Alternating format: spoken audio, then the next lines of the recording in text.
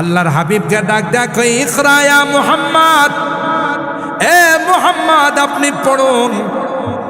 আল্লাহর হাবিব জবাব দেয় মা আনা বিকারি, আমি কি করে পড়বো, আমি তো কারো কাছে শিক্ষা অর্জন করি নাই। চাপ দেয়া কয় পড়তে হবে। কেমন ফেরেশতা চাপ দিছেন, যার গায়ে 600 পর লাগানো আছে, একটা পর দিয়ে যদি পৃথিবীর মধ্যে আঘাত করে সেকেন্ডের মধ্যে গোটা পৃথিবীটা উলট পালট হয়ে যায়। তিনি পয়গম্বরকে চাপ দেয়া কয় ইকরা ইয়া মুহাম্মদ, একবার নয় রে, দুইবার নয়, তিনবার। আল্লাহ নবী নিজে কয় মনে হচ্ছিল আমার জানটা বাহির হয়ে যাবে। সুবহানাল্লাহ।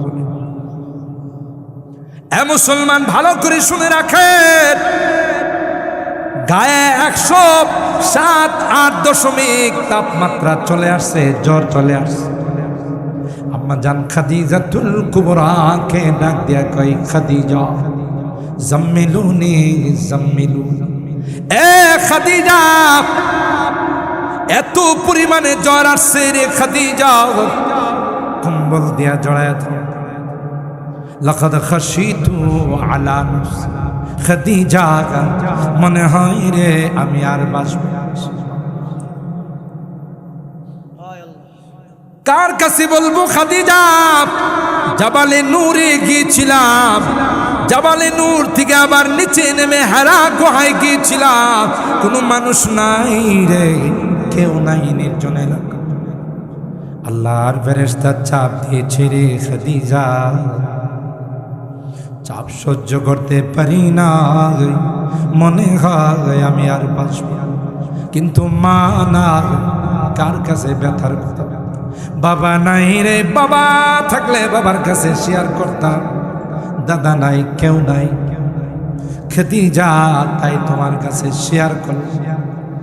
হযরতে খাদিজাতুল কুবরা রাদিয়াল্লাহু তাআলা আনহা পয়গম্বরকে সান্ত্বনা দেয়া কয় কাল্লা ওয়াল্লাহি লা ইউখজিকাল্লাহু আবাদা। আল্লাহু আকবার। নারে না পয়গম্বর, আল্লাহর কসম করে আমি বলতে পারি রে, আপনার মতো মহামানবকে আল্লাহ কোনদিন অপমান করবে। সুবহানাল্লাহ। খাদিজা সান্ত্বনা দিল। মক্কার সকল কাফেররা একত্রিত হয়ে আবু তালেবের কাছে আয়েশা কয়, আবু তালেব ভাতিজারে কি করে থামাইবা থামাও। ঘরে ঘরে দ্বন্দ্ব, একজন আওয়ামী লীগ করে আরেকজন বিএনপি করে, রাজনৈতিক দ্বন্দ্ব, একজন কাফের আরেকজন মুসলমান। সুতরাং এই দ্বন্দ্ব দেখতে চাই না, মিট করো। এই দ্বন্দ্বটা লাগাইছে তোমার ভাতিজা, সুতরাং তোমার কাছে দিলাম, তুমি যদি সঠিক সিদ্ধান্ত না নিতে পারো তাইলে কিন্তু অ্যাকশন, ডাইরেক্ট অ্যাকশন। আর হায়রাম চাচা আবু তালেব আল্লাহর হাবিবকে ডাক দেখায়, ভাতিজা মক্কা সবাই আমার কাছে আসছে, প্রস্তাব হলোই সবার সাথে তো আমি পারবো না, দরকারটা কি ভাতিজা, তোমার ধর্ম নিয়ে তুমি থাকো, এদেরকে এদের ধর্ম পালন করার জন্য ছেড়ে দাও।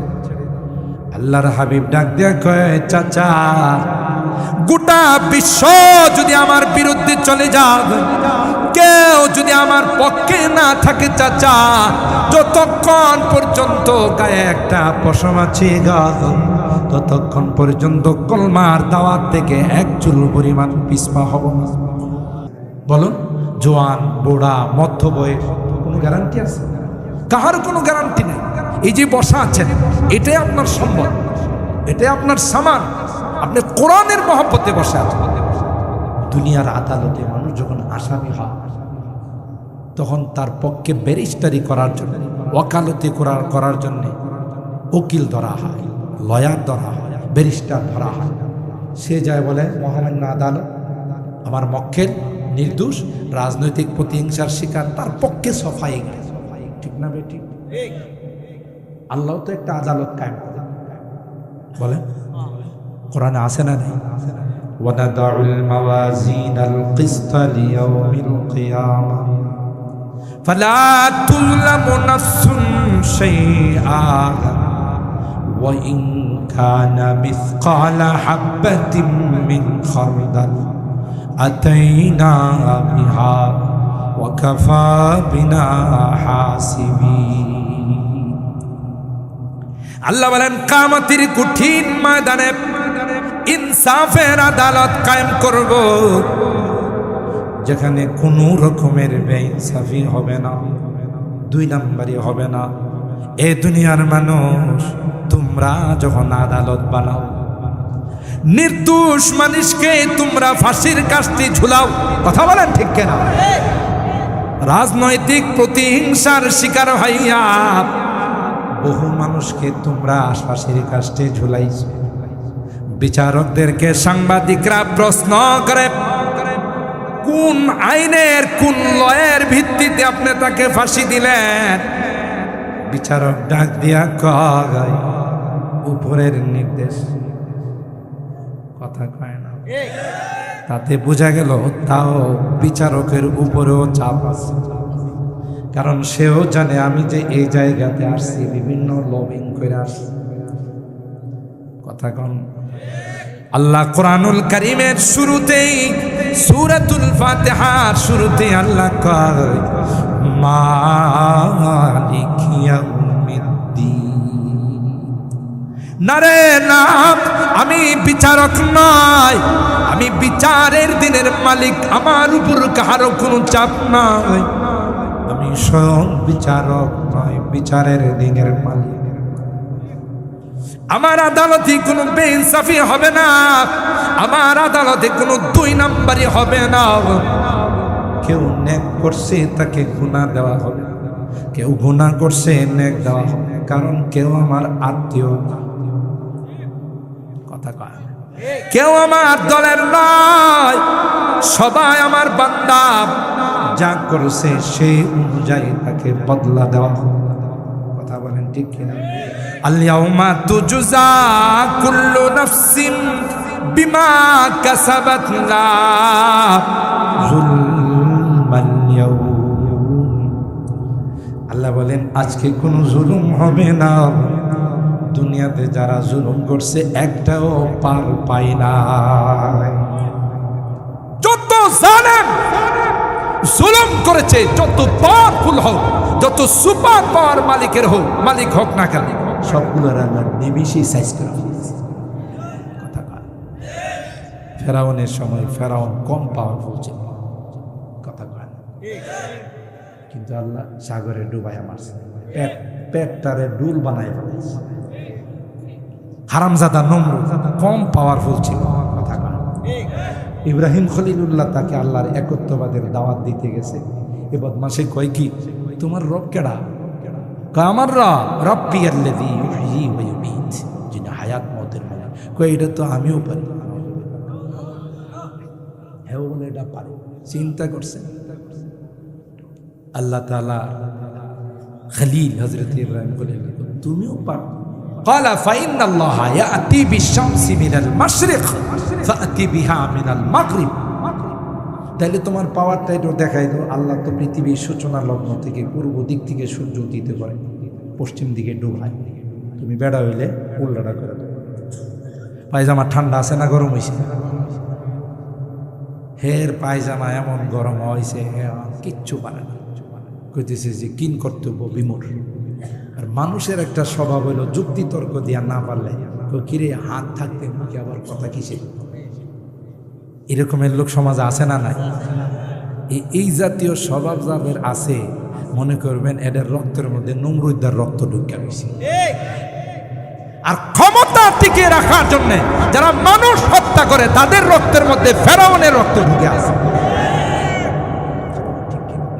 এটা কোরআনের।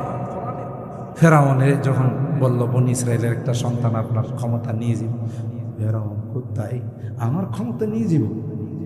মার, যত বনি ইসরায়েলের সন্তান আসবে ইউযাব্বিহুনা আবনাআহুম ওয়া ইস্তাহয়ুনা নিসাআহুম, মার।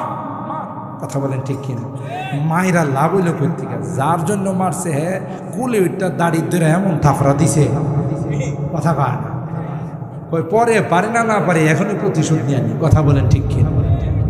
আল্লাহ যদি কাউকে সহযোগিতা করে কেউ পারে। ঠিক মক্কার আবু জাহেলের গোষ্ঠীরা যখন দেখে দলে দলে মানুষ আল্লাহর নবীর আখলাক আর চরিত্র দেখে মুসলমান হয়ে যাচ্ছে, তখন এরা সিদ্ধান্ত নিল আবু জাহেলের নেতৃত্বে না, এই নরমে আর কাম হইব না, সবাই মিলে মুহাম্মদের হত্যা করতে। দেখছেন নি কারবারটা? এটি সব এক রক্তের, সব কি এক রক্তের, অথচ তাদের জানা নেই যে মুহাম্মদের দায়িত্ব কে নিছে। যা চেহারা মুবারক দেখে দূরের থেকে মানুষগুলো আইসা কয় লাইসাল ওয়াজহু হাদাল ওয়াজহু লাইসা বিওয়াজহিন কাদ্দাব, এটা কোনো মিথ্যুক মানুষের চেহারা হবে, ঠিক কিনা বলে? জব হুসনে থা উনকা জলওয়ানুমা अनवार का आलम क्या होगा, हर कोई फैदा है बिन देखे दीदार का आलम क्या होगा। अरे ना देखे যারা আমরা আল্লাহ নবীকে দেখি নাই, সারাক্ষণ দিল কান্দে যদি নবীর স্বপ্ন একটু দেখতাম। কথা কয়, যে নবীর চরিত্রের মধ্যে যদি কেউ আঘাত করে, ব্যঙ্গ করে, কটূক্তি করে, লক্ষ লক্ষ যুবক দাঁড়িয়ে যা তার বুকে তাজা রক্ত বিলিয়ে দেওয়া যাবে। কথা বলেন ঠিক কিনা? অথচ নবীর মহব্বত আর ভালোবাসা অন্তরের মধ্যে কি পরিমাণ ঢুকছে, সুবহানাল্লাহ বলেন। আর যারা দেখছে তাদের কলিজার অবস্থা কি ছিল, সুবহানাল্লাহ। हर कोई फैदा है बिन देखे दीदार का आलम क्या होगा। जिस वक्त में थे खिदमत में उनकी अबू बकर उमर उस्मान आली, যার খেদমতে খলিফাতুল মুসলিমিন হযরত আবু বকর সিদ্দিক রাদিয়াল্লাহু তাআলা জীবনটা কাটাইতেছেন। সুবহানাল্লাহ। আল্লাহর হাবিব বলেন, আবু বকর রেডি থাইকো, যে কোনো সময় হিজরতের অর্ডার হতে পারে রে আবু বকর। অর্ডার হলে তোমাকে নিয়ে হিজরত করো। আবু বকর ওই দিন থেকে আর রাত্রে কোনোদিন ঘুমায়। আল্লাহর হাবিব হুজরা মুবারকে বসে তিলাওয়াত করতেছিলেন। মক্কার কাফেররা চতুর্দিকে ঘেরাও করে ফেল। জিবরাইল কার ও পয়গম্বর বাহিরের গিয়ে কোনো খবর রাখে না রে ভাই জিবরাইল, কিসের খবর? ও চতুর্দিকে আপনাকে হত্যা করার জন্য ঘেরাও করে তলোয়ার নিয়ে দাঁড়িয়ে আছে। আল্লাহ পাক আমাকে পাঠাইছেন গো, দেরি না এক্ষুনি আপনাকে বাহির হয়ে চলে যাই। এ ভাই জিবরাইল, কি করে যাব? চতুর্দিকে তলোয়ার নিয়ে পজিশন নিয়ে দাঁড়িয়ে আছে। মুষ্টির মধ্যে ভালো নিবেন আর শুধু শাহাতিল ওযু বলে আপনি ফুৎকার মারবেন, চতুর্দিকে আল্লাহ তাদের চোখের মধ্যে পৌঁছাই দিন। তারিখের কিতাবের মধ্যে আসে আল্লাহর পয়গম্বর এক মুষ্টি বালু নিয়ে শুধু বলেছিলেন শাহাতিল ওযু। আল্লাহর কসম, তারিখের কিতাব খুলে দেখুন, ওই বালুগুলো আল্লাহ পাক মুশরিকদের চোখের মধ্যে পৌঁছে দিন। একদিকে ফুৎকার মেরেছেন, চতুর্দিকে কে পৌঁছাই দিয়েছেন? আর একটু জোরে বল। শুধু তাই নয়, বালু জুড়ে মরিচ যেমন চোখে লাগলে চোখ জ্বলতে থাকে। আল্লাহ পাক ওই বালুর মধ্যে এমন অ্যাকশন দিলেন যে অ্যাকশনের কারণে চোখে লাগার সাথে সাথে চোখগুলো জ্বলতে শুরু করবে। দুই হাত দিয়ে চোখ কসলায়, চোখ দিয়ে পানি পড়ে, তলোয়ার হাতে না মাটি আস্তে কর। আল্লাহর পয়গম্বর ধাক্কা দিয়ে বের হয়ে চলে গেল। আল্লাহ পাক সূরা আনফালের মধ্যে কয়, ওয়ামা রামাইতা ইয রামাইতা ওয়ালাকিন্নাল্লাহ রামা। এ নবী, আপনি তো শুধু একদিকে ফুৎকার দিয়েছিলেন, চতুর্দিকে কেউ পৌঁছায় না, আল্লাহ পৌঁছাই দিয়েছে। জোরে কোন দায়িত্ব নিছেন কে? আল্লাহর হাবিব হুজরা মুবারক থেকে বের হয়ে সুজা মসজিদে আবু বকর, যারা হজ উমরা করেছে, হারাম শরীফের সাথে লাগা হলা মসজিদে আবু বকর, ওখানে হযরতে আবু বকরের বাড়ি। আস্তে করে নিশিরাত্রে পয়গম্বর গিয়া কইয়া আবা বকর, ছোট্ট করে পয়গম্বর আবু বকরকে ডাক দিতে দেরি হয়। আবু বকর সাথে সাথে বলেন লাব্বাইক ইয়া রাসূলুল্লাহ ওয়া সাদাইক ইয়া রাসূলুল্লাহ। আল্লাহর নবী অবাক হয়ে বললেন, আবু বকর দেখ শুনি রাত কয়টা বাজে? এ আবু বকর, এত রাত তুমি কি ঘুমাও না?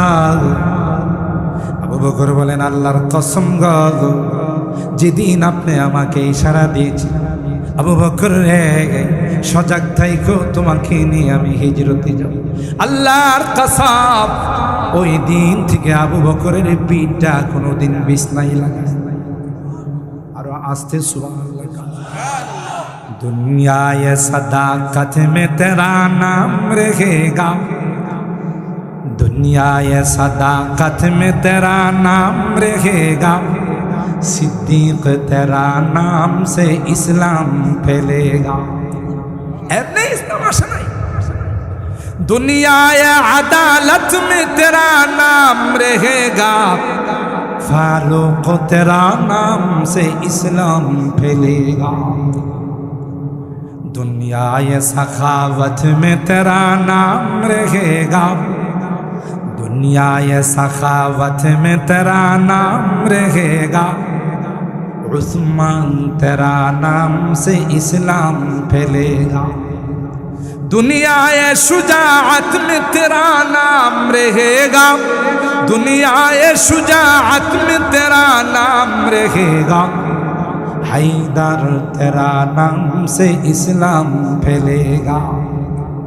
दुनिया ये सियासत में तेरा नाम रहेगा, दुनिया ये सियासत में तेरा नाम रहेगा, मुआविया तेरा नाम से इस्लाम फैलेगा। सुभान अल्लाह। बुखारी शरीफের হাদিসের মধ্যে আসে, উহুদের যুদ্ধে রহমতে আলমের উপর বৃষ্টির মতো তীর আসতেছে। আল্লাহু আকবার। তাফসীরে রুহুল মাআনির মধ্যে, তাফসীরে রুহুল বায়ানের মধ্যে মুফাসসির লিখেন, যখন আল্লাহর হাবিবের শরীর মুবারক থেকে রক্ত বের হয়, এই রক্তটা যদি জমিনের মধ্যে পড়ে যায়, আল্লাহর কসম রে, কিয়ামত পর্যন্ত এই জমিনে কোনো গাছ গাছালিও দিত হবে। তায়েফের যুবকরা যখন আমার হাবিবকে রক্তাক্ত করেছিল, উহুদের ময়দানে যখন দান্ডান মোবারক শহীদ করেছিল, আল্লাহ পাক জিবরাইলকে ডাক দেয়া কই, জিবরাইল রে আর দেরি করিস না, আমার হাবিবের রক্ত যদি জমিনের মধ্যে পড়ে যায়, কিয়ামত পর্যন্ত এই জমিনে কোনো গাছ হবে না। যা যা গিয়ে আমার হাবিবের রক্তটাকে আকাশের মধ্যে উড়িয়ে। কথা বলেন ঠিক না বেটি?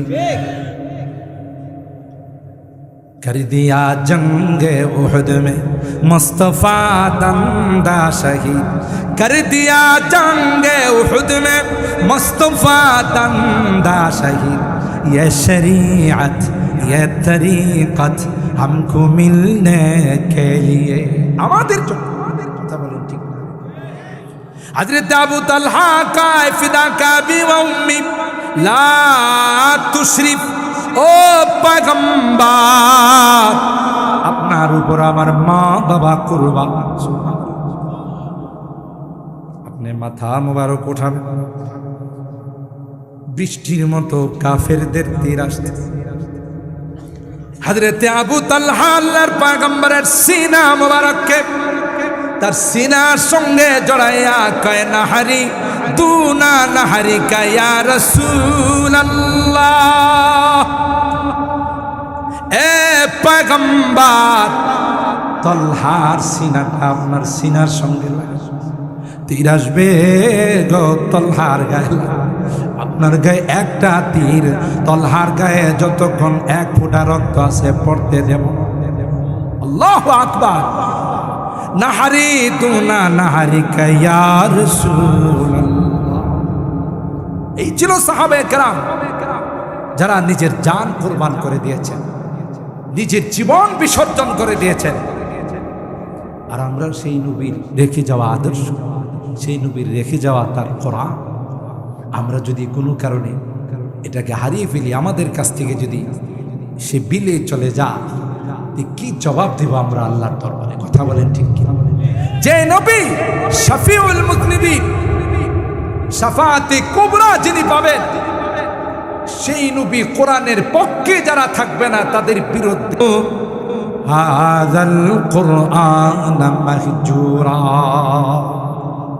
কি হবে অবস্থা চিন্তা করা দরকার কিছুই যাবে না চাকরি বাকরি টাকা পয়সা বিল্ডিং কিছুই যাবে না এই কোরআনের মহব্বত কবরে যাবে মনে আছে আল্লাহর আদালতে ব্যারিস্টারের দরকার আছে মনে আছে কি এই কথার থেকে শুরু করেছি সুতরাং যে নবীর দরবারের খাদেম ছিল আবু বকর ফারুক আজম উসমান ইবনে আফফান আলী মুর্তজা শেরে খুদা আলী মুর্তজা তখনকার সেই দরবারের রৌনকটা কেমন ছিল সুবহানাল্লাহ जिस वक्त में थे खिदमत में उनकी अबू बकर उमर उस्मान अली उस वक्त रसूल अकरम की दरबार का आलम क्या होगा जब हुस्न था उनका जलवा नुमा अनवार का आलम क्या होगा हर कोई फैदा है बिन देखे दीदार का आलम क्या होगा কষ্ট বেশি আবার আমার বদদুয়া দিতেছেন এই ফোলাটা বয়াই একটা অঙ্গীকার লয়ে লইছে এখন যে জাম হইডও পারতেছে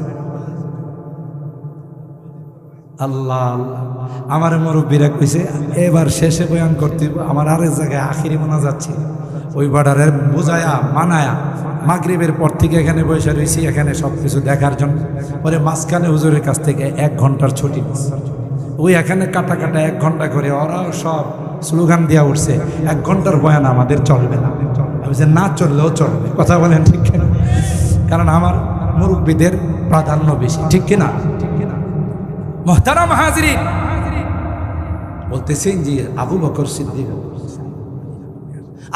সিদ্দিকের মতো মানুষ যে দরবারের খাদেম ওমর ইবনুল খাত্তাব যে দরবারের খাদেম যে উমর মুসলমান হওয়ার পর কাফেরদের পাতলা পায়খানা শুরু হয়ে গেছে কথা বলেন ঠিক কিনা খানায়ে কাবার সামনে গিয়ে উমর পরিষ্কার ঘোষণা দিলেন কেউ যদি নিজের স্ত্রীকে বিধবা করতে চাও সন্তানকে যদি এতিম বানাইতে চাও বাপের বেটা হলে বুকের পাটা থাকে আসো উমর মুসলমান ঠিক না বেটি আল্লাহর হাবিব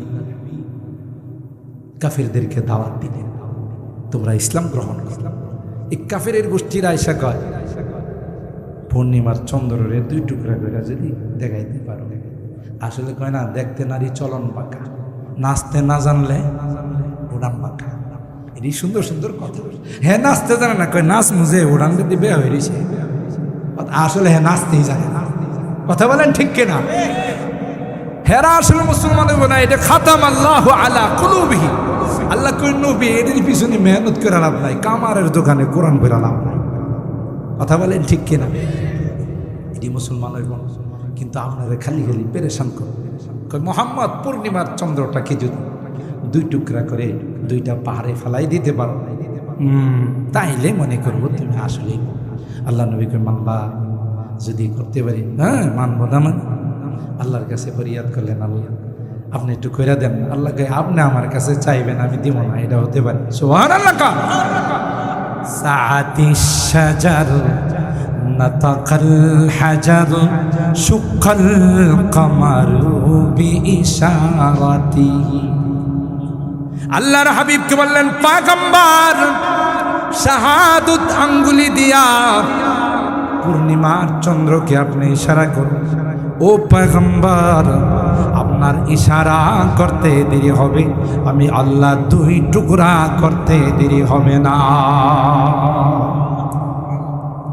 খন্দকের যুদ্ধের মধ্যে পয়গম্বর খন্দক খোঁড়ার জন্যে যারা হজ উমরা করতে গিয়েছেন মদিনার চতুর্দিকে, সাহাবায়ে কেরামদেরকে নিয়ে খন্দক খুঁড়তে খুঁড়তে সূর্য মামা বিদায় হয়ে যাইতেছে। আসরের নামাজ পয়গম্বর পড়ে না। সূর্যকে ডাক দেয়া কয়, সূর্য তুই কি জানিস না আমার আসরের নামাজ হয় না? থেমে যাও, আগে আসরের নামাজটা পড়ে নি, তারপরে তোর বিদায়। चाहे तू इशारों से अपनी काया ही पलट दे दुनिया की। আপনি তো ইশারা করলে গোটা দুনিয়া পরিবর্তন হয়ে যায়। আল্লাহু আকবার। কুয়াতে পানি নাই, সাহাবায়ে কেরাম বলতেছেন হুজুর হুজুর পানি নাই, খাওয়ার পানি নাই। কথাই নাকি? লালা মুবারক ফেলে দিছে, পানি উতলায় আসা শুরু করছে। বিচার পায় না উঠনি, মালিকে হের উপরে জুলুম করে ঠিক মতো খাবার দেয়। মালিক যায় আল্লাহ নবীর কাছে বিচার দিয়েছে, হুজুর হে কাম কাজ করে না, গেলে কামড়াইতেছে। কথা কোন ঠিক কিনা?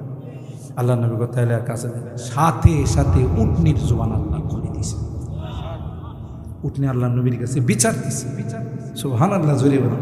জানে তিনি হলেন রহমাতুল লিল আলামিন। শুধু মানব আর দানবের জন্য তিনি রহমত নয়, কুল কায়নাতের জন্য তিনি রহমত। কথা বলেন ঠিক? চাহে তু ইশারোं से अपनी काया ही पलट दे दुनिया की। ये शान है खिदमतगारों की, ये शान है खिदमतगारों की। सरदार का आलम क्या हो, जब हुस्न था उनका जलवा नुमा। अनवार का आलम क्या होगा, हर कोई फैदा है बिन देखे। दीदार का आलम क्या होगा। और हैरत আল্লাহর পয়গম্বরের মা বাবা 2 জনকে ছোটকালে আল্লাহ দুনিয়া থেকে নিয়ে গেছে। মার পেটে যখন 6 মাস বয়স, বাবা আব্দুল্লাহকে আল্লাহ দুনিয়া থেকে নিয়ে গেছে। পয়গম্বর দুনিয়াতে আসার পর বাবার আদর পায় না, বাবার মায়াবী চেহারাটা দেখেন। আসার পর পয়গম্বর মার ছায়া তলে, মার আদর যত্নে মাকে যখন 6 বছর 2 মাস 10 দিন মাকে ডাক দিয়া কই, মা এ মা বাবা কেমন রে, বাবাকে দেখলাম না, চলো না বাবার কবরটা একটু জিয়ারত করে আসি।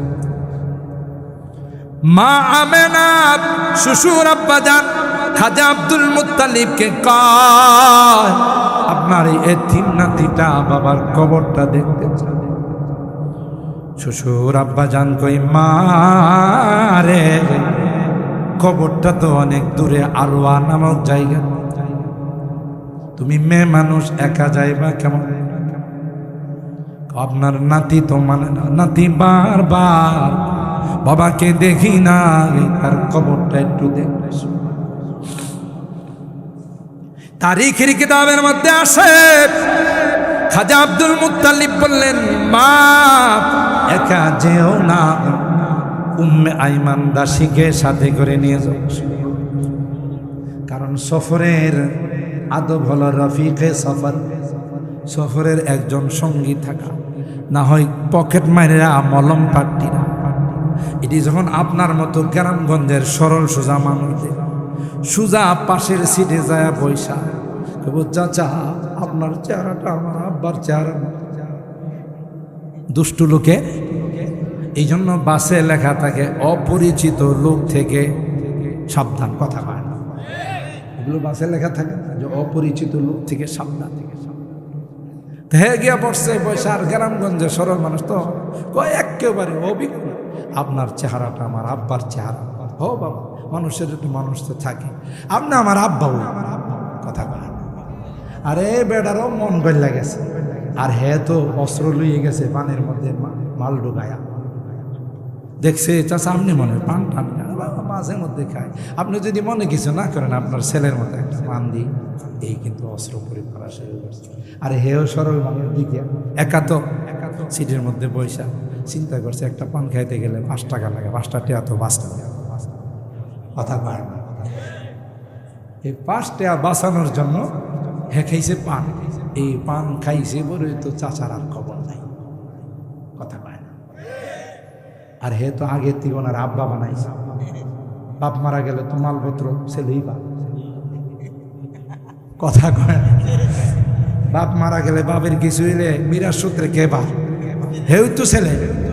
যা ছিল বাবার পকেটে মোবাইল টোবাইল টাকা পয়সা, কারণ মিরাজ সূত্র তো ভাই, কথা বলেন ঠিক কিনা? এই সব লয়া সামনের স্টেশনে যায় নাইমা গেছে, বাপ তো ঘুমাই দিয়েছে, কথা কয় না। এই জন্য সুন্নত হলো কোনো দূরের সফরে গেলে একা না যাওয়া, একজনরে কিছু করলে আরেকজনরে পারবে না, কথা বলেন ঠিক কিনা? খাজা আব্দুল মুত্তালিব বললেন, মা উম্মে আইমান দাসীকে নিয়ে যাও, সাথে থাকলে ভালো হবে, দূরের সফর তো। উম্মে আইমান দাসীকে নিয়ে আরওয়া নামক জায়গাতে গিয়ে মা আমেনা বললেন, বাবা মুহাম্মদ, এই যে কবরটা এটা তোর আব্বার কবর। সুবহানাল্লাহ। তিনি কবরের সামনে দাঁড়ায়, আল্লাহ জানে তখন কি পড়ছেন, আল্লাহ কি পড়াইছেন, কি করছেন, লং টাইম ওখানে দাঁড়িয়েছিলেন। এই দিক দিয়ে যে আল্লাহর কুদরতি কারিশমা শুরু হয়ে যাবে, বাবার কাছে গিয়ে যে মাকেও হারাবে, এটা আল্লাহ জানে। সুবহানাল্লাহ। মার গায়ে জ্বর চলে আসে, ইতিহাসের পাতা খুলতে একটা পর্যায়ে মা শুয়ে গেছে, বসে থাকতে পারে, মার মনে বাড়ি দিছে, এটা বোধ আমার শেষ সময়। আল্লাহু আকবার বলেন, আল্লাহু আকবার। আর আল্লাহর কুদরতি কারিশমা হলো, এককভাবে আমার নবীর লালন পালনের দায়িত্ব কাউকে দেব না, আমি আল্লাহ নেব। সুবহানাল্লাহ, জুরি করবেন। কুদরতি কারিশমা দেখে আল্লাহর হাবিব ওখান থেকে এসে বারবার মাকে ডাক দেয়া, কয় মা চলো না আমরা মক্কায় যাই। মা যখন শেষ নিঃশ্বাস ত্যাগ করে উম্মে আইমানকে ডাক দেয়া, উম্মে আইমান রে, আমার আর মক্কায় যাওয়া হবে না, আমার শিশু মুহাম্মদ, এতিম মুহাম্মদ কি তোর কাছে আমানত দিয়ে গেলাম, তুই সুন্দর করে আমার এতিম মুহাম্মদকে শ্বশুর আব্বা জানের কাছে দিয়ে দি, আর আমার সালাম জানাবি রে, আর বলবে বৌমা তোমাকে সালাম জানাইছে, তোমার ছেলের কাছে রয়ে গেছে, তিনি আর আসবে না। এ মুসলমান, মার পরে দাদা কিছুদিন লালন পালন করলেন, দাদাও চলে গেল, চাচার কাছে দিয়ে গেল। আল্লাহর পয়গম্বরের বহিরাগত আশ্রয় হলো চাচা আবু তালেব, আর ভিতরগত আশ্রয় হলো আম্মা জান খাদিজাতুল কুবরা রাদিয়াল্লাহু তাআলা। মনের দুঃখ যখন হয় হেরা গুহায় হযরতে জিবরাইলের সঙ্গে দেখা, জিবরাইল আয়াত নিয়ে নাযিল হয়েছে। আল্লাহর হাবিবকে ডাক দেয়া কই, ইকরা ইয়া মুহাম্মদ, এ মুহাম্মদ আপনি পড়ুন।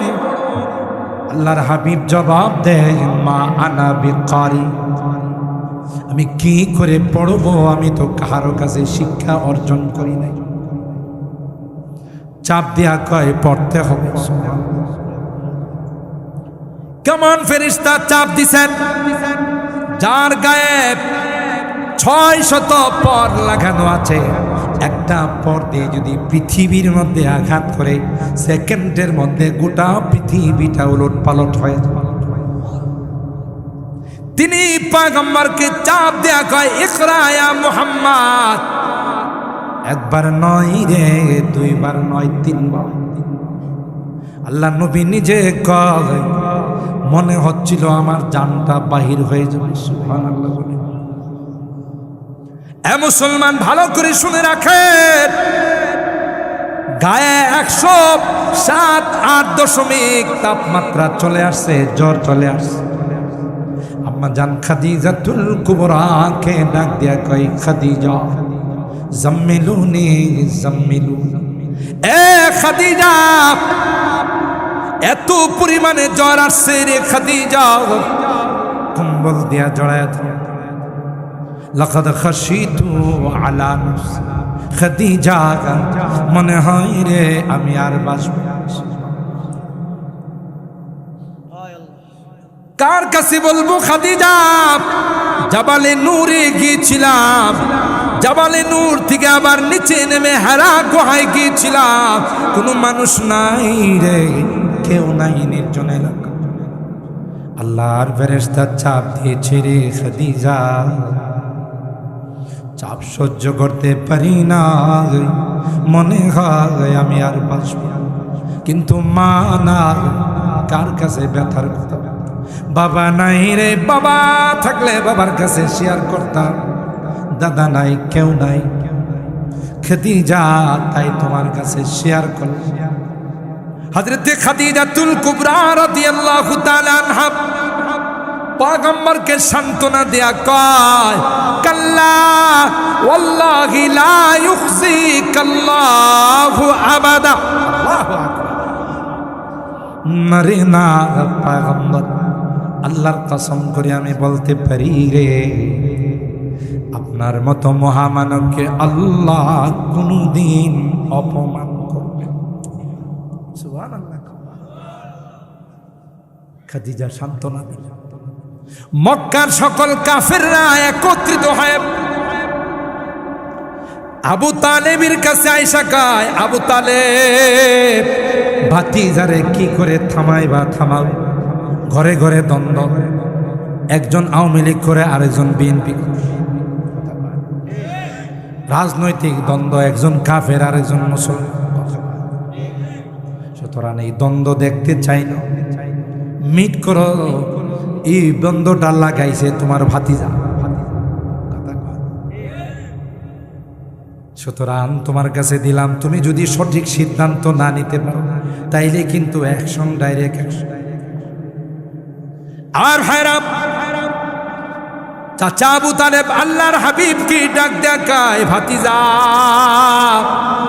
মক্কা সবাই আমার কাছে আসছে, প্রস্তাব হলোই সবার সাথে তো আমি পারবো না, দরকারটা কি ভাতিজা, তোমার ধর্ম নিয়ে তুমি থাকো, এদেরকে এদের ধর্ম পালন করার জন্য ছেড়ে দাও।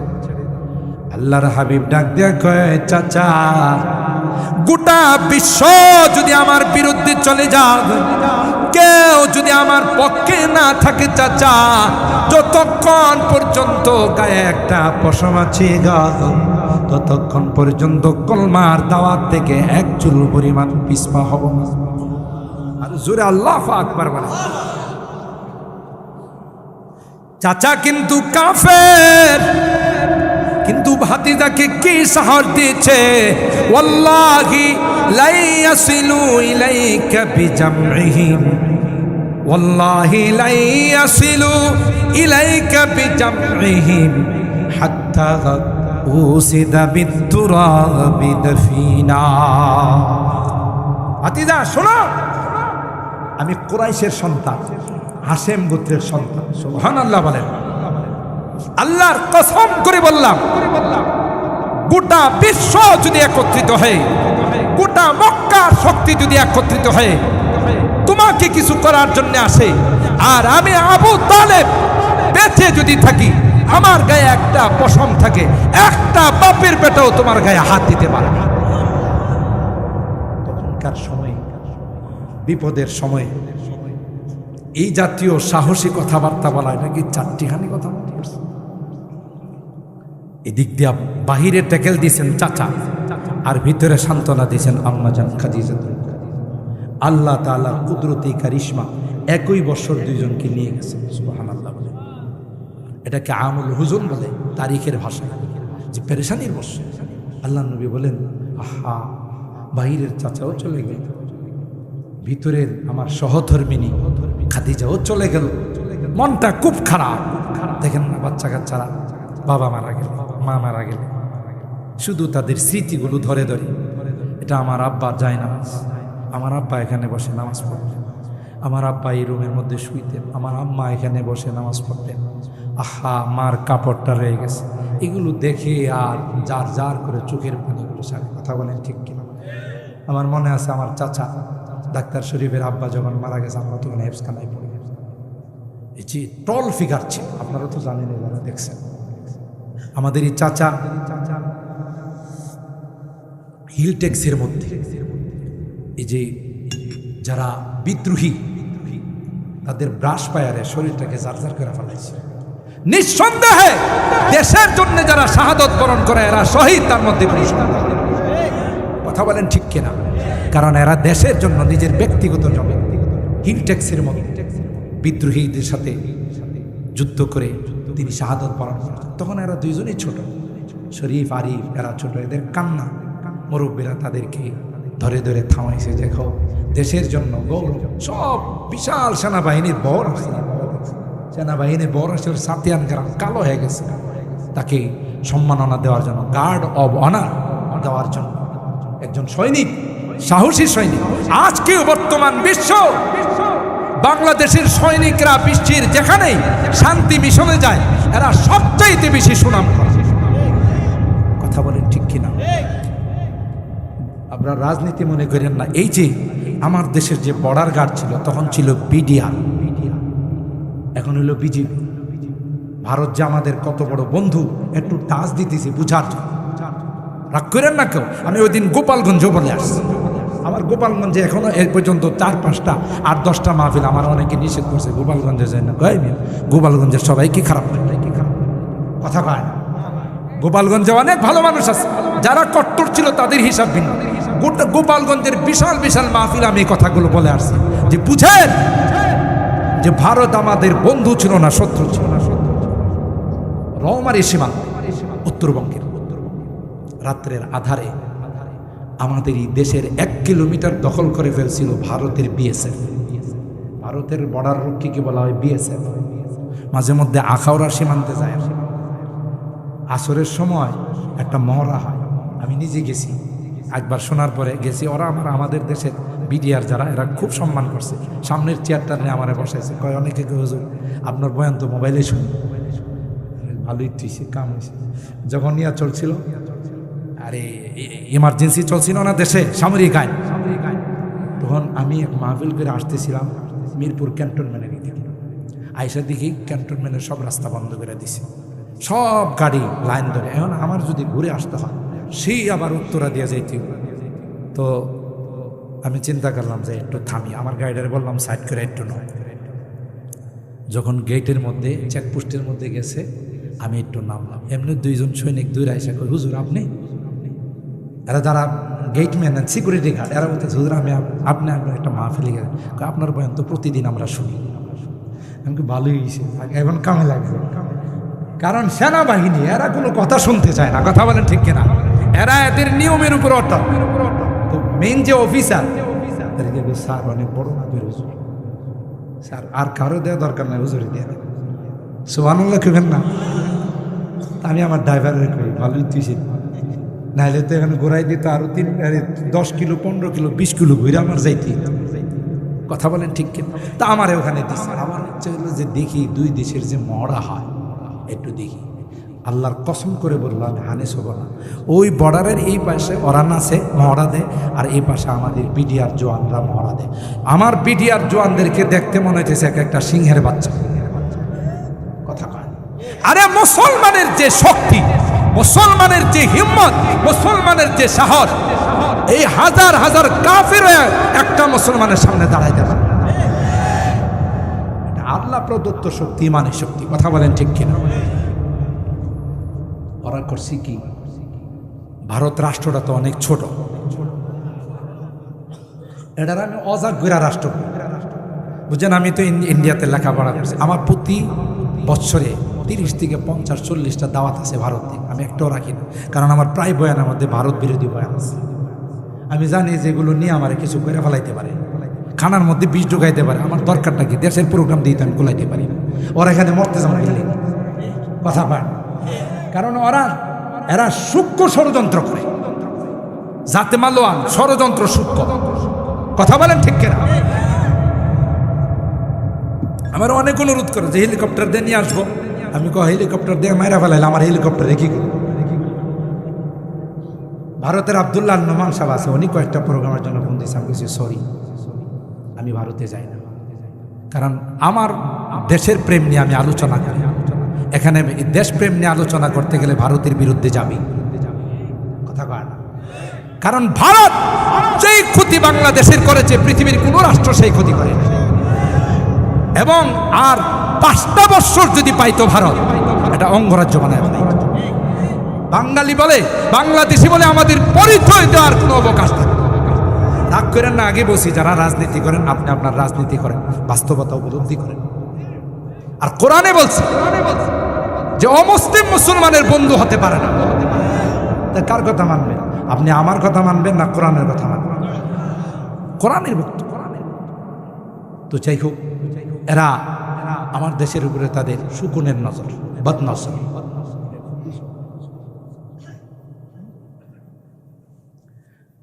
এতক্ষণ পর্যন্ত কষ্ট দেওয়ার আমারও ইচ্ছা নাই, শুধু হুজুর আসবে দেখে আমি আমার আলোচনা লম্বাও করতে পারি এবং শর্টকাটও করতে পারি।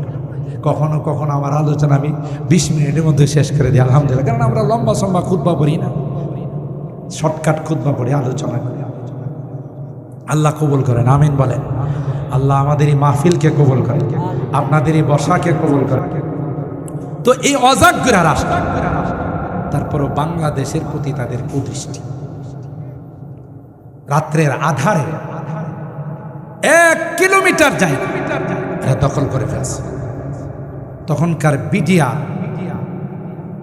বসেন বসেন হুজুরে না আসলে আমি এক্ষুনি দোয়া করে দেবো, আলোচনা লম্বা করবো।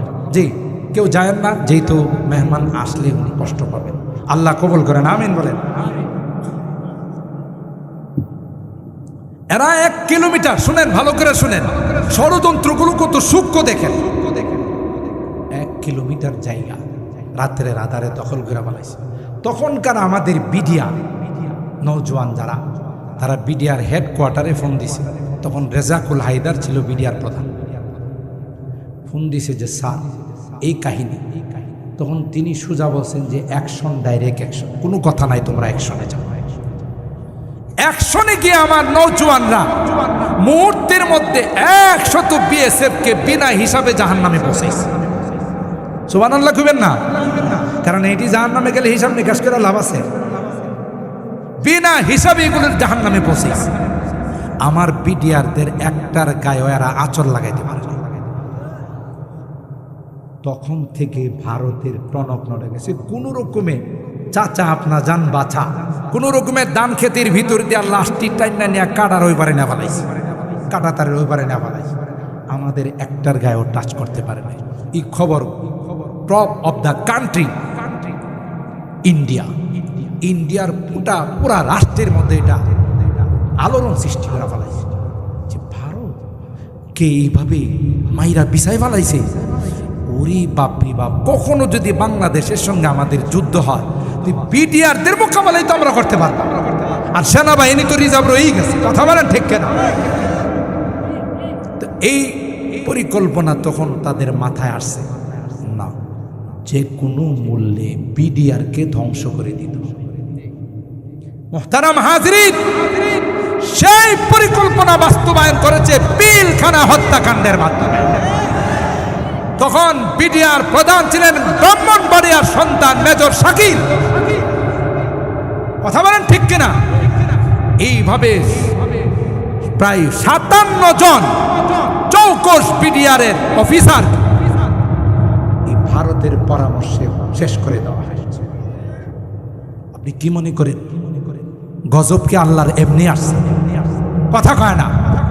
আর এই সকল পরিবারের আর্তনাদ আহাজারিতে আল্লাহর আকাশ বাতাস ভারী হয়ে গেছে।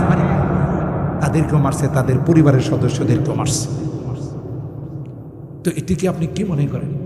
তো মুহতারাম হাজিরিন, যে কথা আপনাদের খেদমতে আরজ করতেছিলাম যে অমুসলিমরা মুসলমানদের কোনোদিন বন্ধু হতে পারে।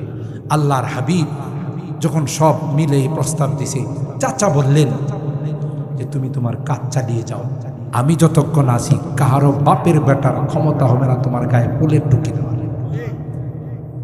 21 বছর যখন দুইজন চলে গেলেন, মনটা খারাপ না ভালো? আল্লাহ নবীর মনটা ভারাক্রান্ত, খুব কষ্ট।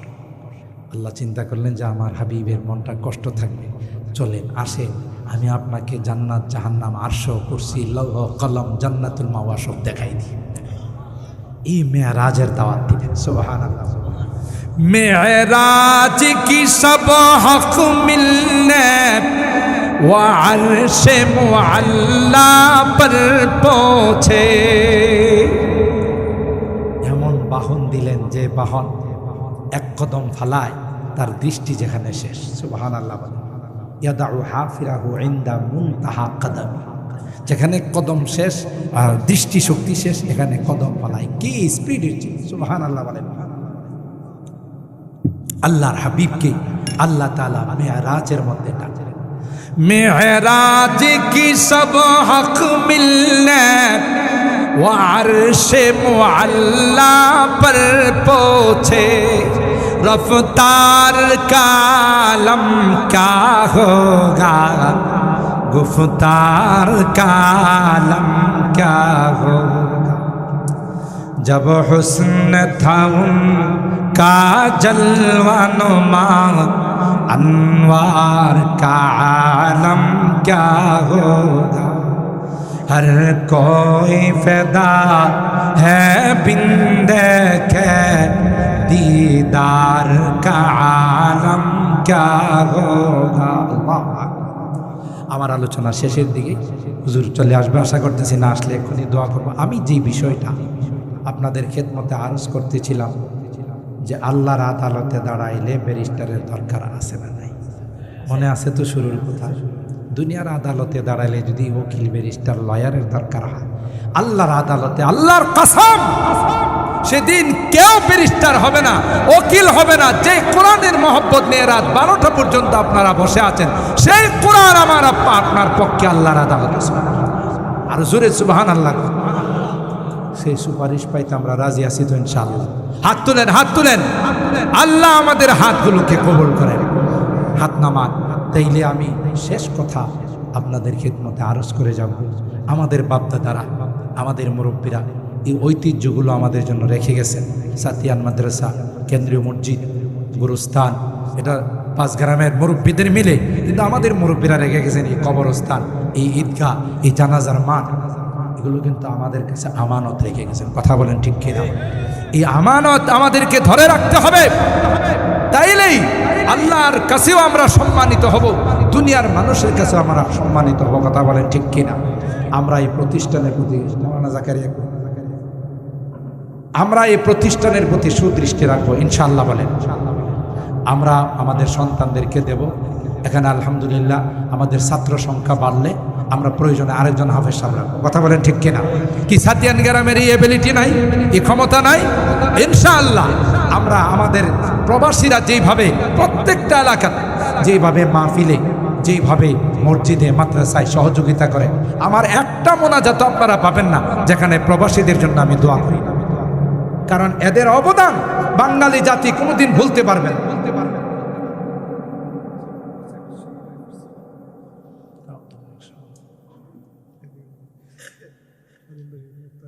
আচ্ছা হুজুর আয়সা পড়তেছে, 10 মিনিট লাগবে। হ্যাঁ, আপনারা কেউ যাবেন না এখন। ওই যে বলছিলাম দোয়ার আগে হুজুর আয়সাতে দোয়া করে দিবে। দোয়ার আগে আজকের এই বরকতময় মাহফিল আর আপনাদের চেহারায় বলে দিচ্ছে যে আপনারা ইখলাসের সাথে এখানে বসে আছেন। আচ্ছা বলেন তো কে আছেন যে হুজুর আমার আব্বা আম্মার নামে আরো কিছু টাকা দিব? টাকা তো আলহামদুলিল্লাহ দাইম হিসাবে হাতে দিয়েছেন।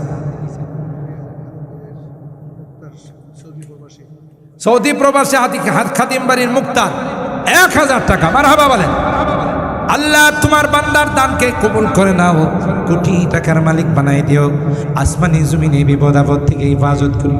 এ মালিক কিয়ামতের কঠিন ময়দানে তোমার হাবিবের শাফাত নসিব করে দিও, বলুন আমিন। আর কে আছেন যে এই বরকতময় মাহফিলে 500 টাকা, 1000 টাকা?